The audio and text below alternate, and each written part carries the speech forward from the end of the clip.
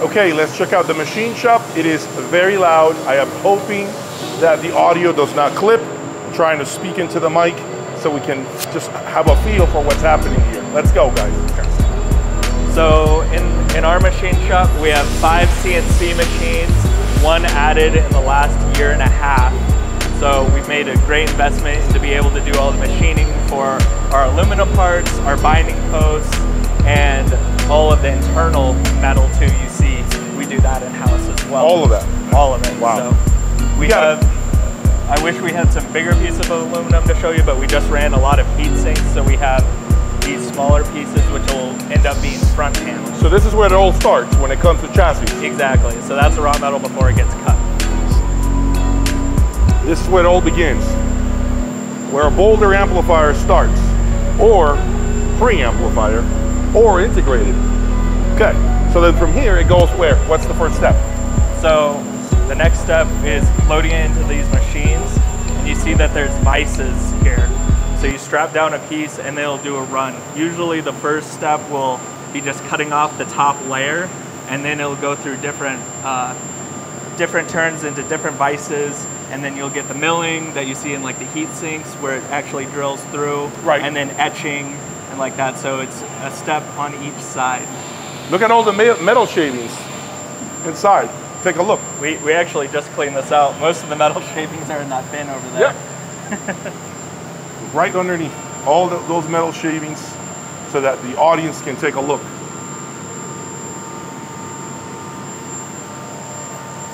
Awesome. Okay. And so you see here, these are some of the bits that we use too. There's more on the other side, but these are ready to get loaded because different bits do different processes.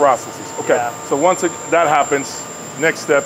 This is cool. Yeah. We gotta get this on camera. So this is while it's actually running. You see that there's coolant as it's machining. That keeps the bits flying out, and so it's not getting stuck in the bit that's turning. And so you have the coolant and the spindle going at the same time. So, see if you can get a shot of this. This is important. So in here we're doing a rear panel of a 3010. And you can see that there's been a couple operations, but a couple more to go. So this is the rear panel of a 3010. Yep, and so you see that there's been an op to do this side and this, and drill out some of those parts. There's been some engraving done here, right, but there's more ops that need to go to get it looking like this. So you're shaving off this piece next. Can I pick this up? Is that okay? Yeah, that's okay. Yeah. It's the rear panel of a 3010. A pre-amplifier that I'm very familiar with. Hopefully you all can hear me. I'm just keeping my fingers crossed that you can pick up my voice quite clear. It's very loud in here, please. So. And so this is our newest machining center that I was mentioning earlier that we got about a year and a half ago. So you can tell it's a little newer than the other ones. What do we have in here right now? One. So this one, it mostly focuses on big heat sink pieces. So the 3000 amp heat The heat sinks. sinks, really? Yeah. That's where they are, okay. Well, the smaller ones, you can do it, but it's a little harder.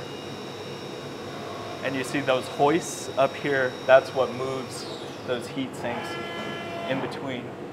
And then the final operations and big milling is done in here. Right. Wow, there's so many things going on. And in here, what do we have in this one? It looks like some 2110 front panels, as you can see. So right now, 2110 pre-amplifier front panel. So look at this, look at the thickness. No wonder why this weighs so much, over 100 pounds for a 2110. Look at the thickness of this aluminum piece. Crazy, absolutely. We do have an area too back here that might be a little bit quieter. Sure. Let's check it out. More metal pieces that we can show. And we are here in which room? So this is after it gets off the machines. This is kind of storage, waiting for the next step.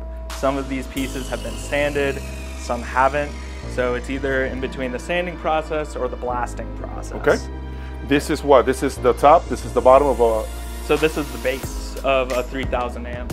So for a 3060 or 3050. So the bases are no longer granite?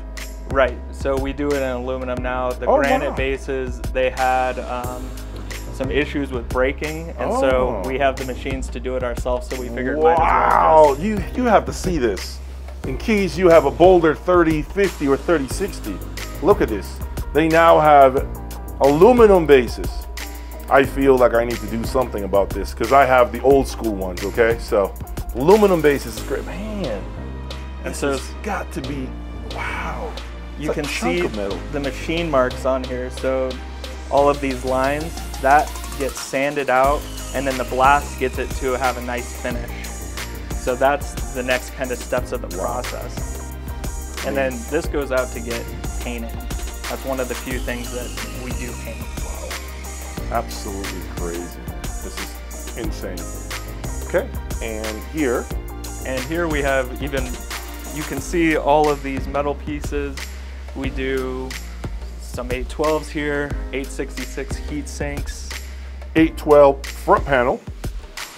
So in case you're wondering how your 812 is built, look at the piece of aluminum, front plate, okay?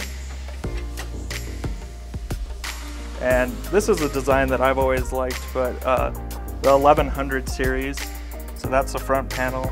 For an 1108. Yep. Phono preamplifier. And so all of the 1100 series have this design on the front, and that's a topographical map of Flagstaff Mountain, a mountain nearby. Oh, wow. So one of our machinists here, he's into mountain biking, and he had a map out, and he thought it would be a cool design for a front panel, and we tried it out, and it looked cool, and we said, let's do it.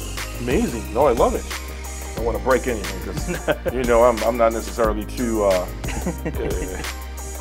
delicate with things. Sure, but I don't think Boulder products need to be handled with like baby hands. I think they like to be handled strong. so we do some of those big pieces, but we even do little bracket pieces too. This would go and hold the top cover on, so it would go on a heatsink board on the top, and there's screw holes so you can tighten the top cover to the rest of the chassis. So all of these little brackets, little tiny pieces, big pieces, we do it all here. Incredible. So everything gets finished and put here, and then from here you all get the parts and begin to assemble chassis. Yeah. So well, anodized, right? It gets from here. It gets that finish. Yep. So we do the blast process and the sanding. So I can take you to that next. So we're gonna do the blast process. The blasting process is so cool. Let's check this out. Again, excuse me if it's too loud. People are working. That's what you all want to see. So let's go with him. This way.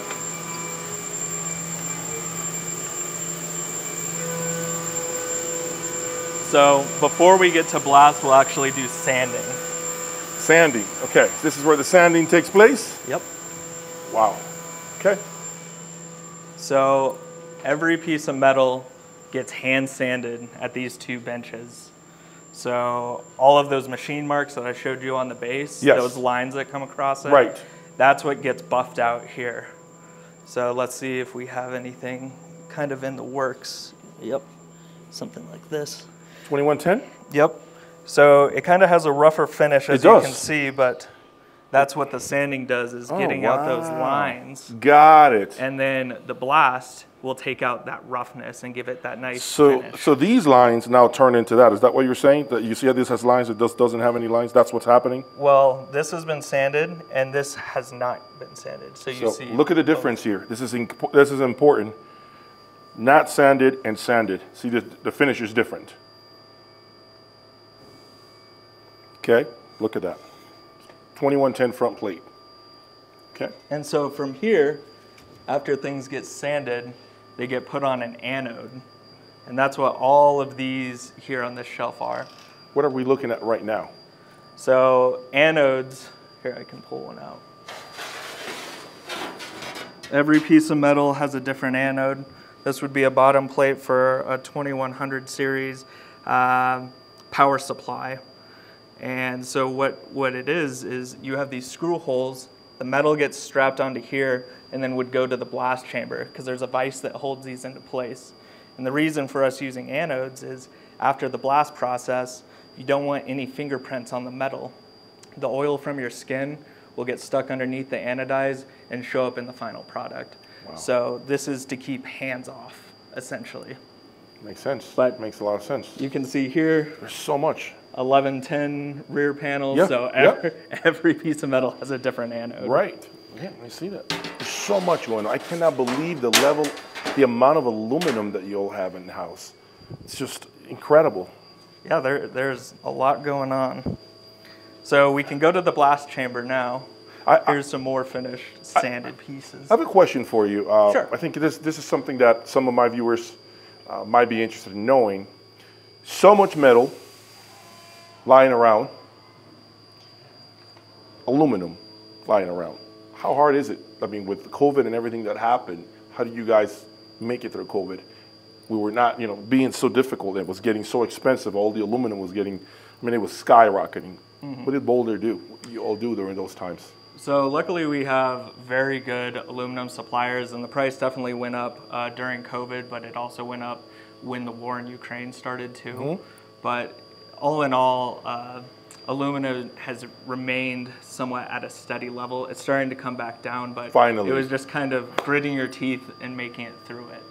And luckily we had good sales at the time, and we had some money from before, so we were able to get through that hump. And now it's starting to come back down more to what it was pre-COVID. Not quite, but close. I love that information. I have to tell everyone, every brand that's watching me out there, okay? Aluminum is starting to come down. So I'm glad that they're being so honest and transparent about this, because this is not something I typically hear from other brands. They're keeping it real. They're telling us aluminum is finally starting to stabilize to what it once was, okay? So stop using the cost of aluminum going forward to keep jacking up your prices tremendously. That's no longer the case. I know there are other things associated with manufacturing a product. Labor is getting more expensive, yeah. Other things. But the aluminum seems to finally start to come down. Let's go to the next one.